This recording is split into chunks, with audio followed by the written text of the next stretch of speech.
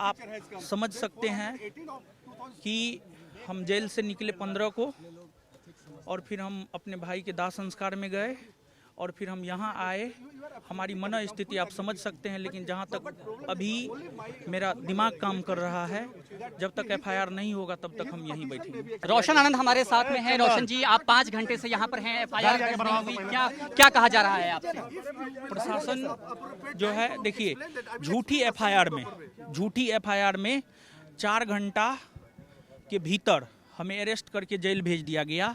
लेकिन सही एफआईआर जब सही बात हो रही है तो फिर पिछले 5 घंटा से हम यहाँ पर बैठे हुए हैं, लेकिन हमारा एफआईआर दर्ज नहीं हो रहा है। और अगर आज एफआईआर दर्ज नहीं होता है तो हमको न्याय नहीं मिलेगा, हमारे भाई को न्याय नहीं मिलेगा, हमारे परिवार को न्याय नहीं मिलेगा।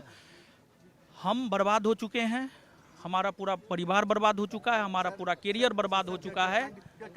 लेकिन फिर भी प्रशासन हमारे साथ न्याय नहीं कर रही है। लेकिन फिर भी बिहार की डबल इंजन सरकार और न्यायपालिका पर हमें भरोसा है कि हमें न्याय मिलेगा। क्यों नहीं एफआईआर दर्ज हो पा रही है? क्या कहा गया आपको? थानाध्यक्ष ने क्या कहा? क्या ग्राउंड्स उन्होंने गिनाए आपको? थानाध्यक्ष महोदय से जाकर के ये सवाल आप पूछिए।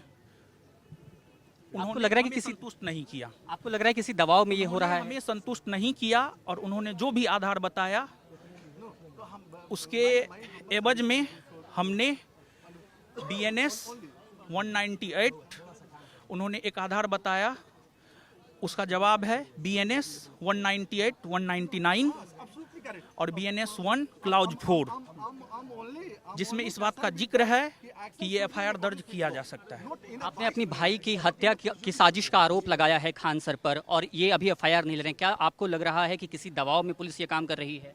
प्रतीत तो ऐसा ही होता है, प्रतीत तो ऐसा ही हो रहा है।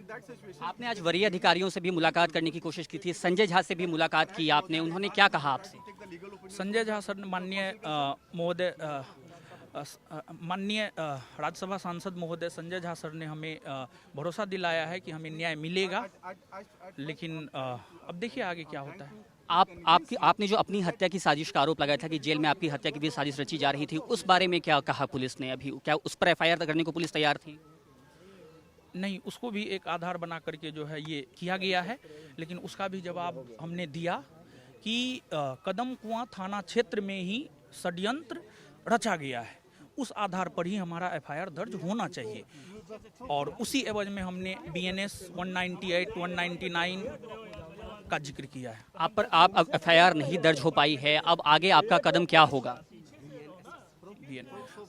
अब आपका कदम क्या होगा? SS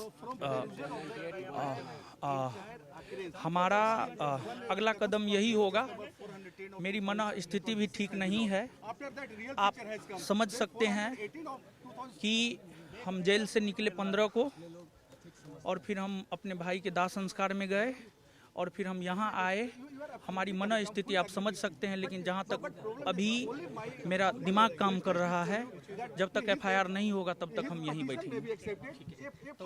रोशन आनंद कह रहे हैं वो यहीं पर बैठेंगे, धरने पर बैठने की तैयारी में हैं और उम्मीद कर रहे हैं कि उनको इसके बाद अब न्याय मिल पाएगा। फिलहाल बड़ी संख्या में जो स्टूडेंट्स हैं वो भी यहाँ पर इकट्ठा हैं, आप देख पा रहे हैं तस्वीरों में, और सब लोग यहाँ पर बैठने की तैयारी में। हालांकि पुलिस की कोशिश है कि उनको समझा बुझा करके यहाँ से अलग किया जाए, लेकिन अब ये मामला और ज्यादा कितना बढ़ता है यह देखने वाली बात होगी। पटना से कैमरा सहयोगी सहबूब आलम के साथ सोमू आनंद, NDTV इंडिया के लिए।